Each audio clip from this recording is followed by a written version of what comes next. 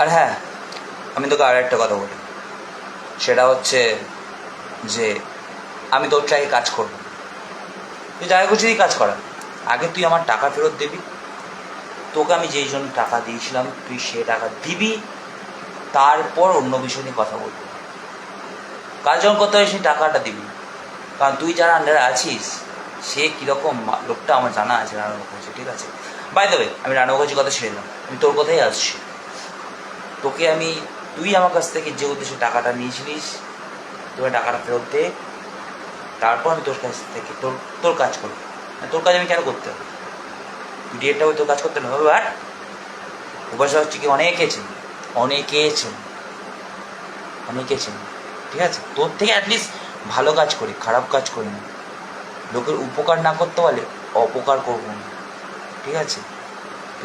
তুই যে কাণ্ড কারখানা করিস না, সেটা উপকার হয় না, অপকারই করিস। তুই আমার ক্ষতি করেছিস, তুই ভালো থাকবি?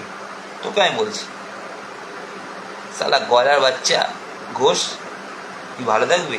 তোকে আমি বলছি, আমার সাথে আমার টাকা দে, আমি কিছু বলবো না, আমার টাকা দে। আমার টাকা না দিলে আমি তোকে মাসুদের কিস্তি মারবো, মাসুদের কিস্তি। কারণ তুই বলেছিস তুই আমার টাকা কাজ করে দিবি, আমার ওইটা করে দিবি, আমার পার্সোনাল কাজটা তুই করে দিবি, তুই কাজ করে দিয়েছিস, তার টাকাটা ফেরত দিই।